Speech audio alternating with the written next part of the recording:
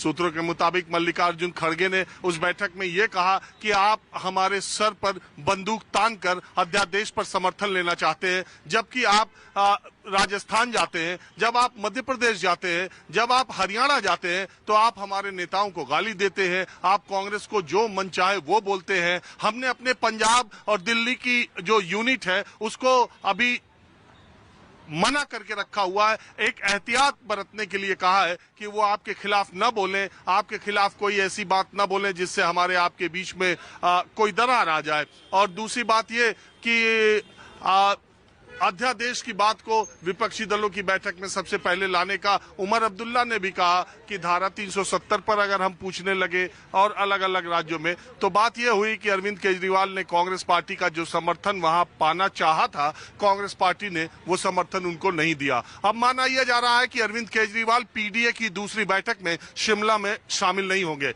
इसका मतलब यह कि कांग्रेस और केजरीवाल के रास्ते अलग अलग होंगे। बड़ी दिलचस्प बात यह है कि दिल्ली में 7 लोकसभा सीटें हैं, पंजाब में 13 लोकसभा सीटें हैं, तो अगर 13 और 7 जोड़ दिया जाए, 13 लोकसभा सीटें और 7 लोकसभा सीटें जोड़ दी जाए तो कुल 20 लोकसभा सीटों में मजेदार बात यह है कि 8 सीटें कांग्रेस के पास है, 8 सीटें आम आदमी पार्टी के पास है, तो दोनों बराबरी की स्थिति में है। इसलिए दोनों एक दूसरे को मौका नहीं देना चाहती और केजरीवाल और कांग्रेस आमने सामने होंगे। तो जो विपक्षी एकता का मोर्चा बना था उससे आम आदमी पार्टी अपने आप को एक तरह से उसने रास्ता अलग कर लिया है। और अगर पिछले 2 दिनों में आपने आम आदमी पार्टी और कांग्रेस के नेताओं का बयान देखा हो दिल्ली और पंजाब के, तो अब कांग्रेस के नेता केजरीवाल को बी टीम कहने लगे हैं कि ये बीजेपी की बी टीम है। और अब कांग्रेस पार्टी पर आम आदमी पार्टी के नेता ये कहने हैं कि राहुल गांधी पर ही दांव अगर लगाना है तो फिर कांग्रेस सोच ले। तो विपक्षी एकता माइनस केजरीवाल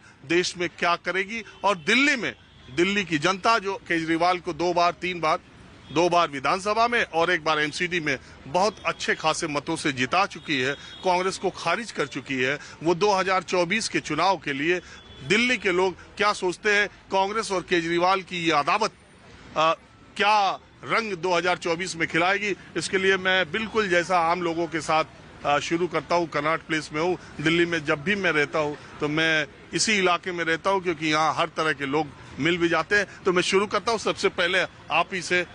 आप कहाँ के रहने वाले हैं? मैं मुंबई का रहने वाला हूँ। तो मतलब आपको कौन सी राय चाहिए लगे? मैं तो चलिए मुंबई में तो दिल्ली की बात करना चाह रहा था, चलो मुंबई में ही चलते हैं। तो अभी महाराष्ट्र में जो महाराष्ट्र विकास आघाड़ी है और ये जो एनडीए है, बीजेपी है, ये शिंदे सरकार है, बीएमसी के चुनाव कुछ दिन बाद होने हैं, आपको क्या लगता है? मुझे क्या लगता है कि अगर हम सब साथ में चले, ऐसा नहीं है कि मतलब कोई आता है कोई नहीं आता है, बट मेन चीज़ है कि आम आदमी को अगर फैसिलिटी मिले, मेन चीज़ है वो कि कोई भी काम करे, काम करने वाला जो आम आदमी को लाइक नॉर्मली जो अगर उसको इलेक्ट्रिसिटी मिले, उसको पानी मिले, बेसिक चीज़ है। और अभी मोदी जी ने यूएस में बोला कि हम from 5th largest economy to 3rd largest जाएंगे। तो अगर हमें सब साथ में करना चाहिए। हमें ऐसे नहीं देखना कि ये बीएमसी है, ये है, वो चुनाव। भाई हम किसके लिए लड़ रहे हैं, क्यों, मतलब ये क्यों हो रहा है? ये इंडिया के लिए है। अगर हम ऐसे सोचेंगे कि नहीं हम हर एक इंडियन के लिए लड़ रहे हैं, ये देखना है कि अगर हम आइडियल नहीं सोचेंगे तो कौन सोचेगा? आप क्या करते हैं? मैं एक्चुअली एक वर्ल्ड रिकॉर्ड होल्डर हूँ। मैं एक आर्ट पीस बनाया था मैं ओमान में, तो मैं ओमान में बड़ा हूँ, दुबई के पास, और अभी फिलहाल मुंबई में था थोड़े टाइम। आर्ट पीस बनाते हैं आप? आर्ट पीस भी बनाते हैं, यस। और मैंने यूनाइटेड नेशंस में भी एक इनविटेशन दिया था बात करने के लिए। वो तो इधर दिल्ली काम से आया था।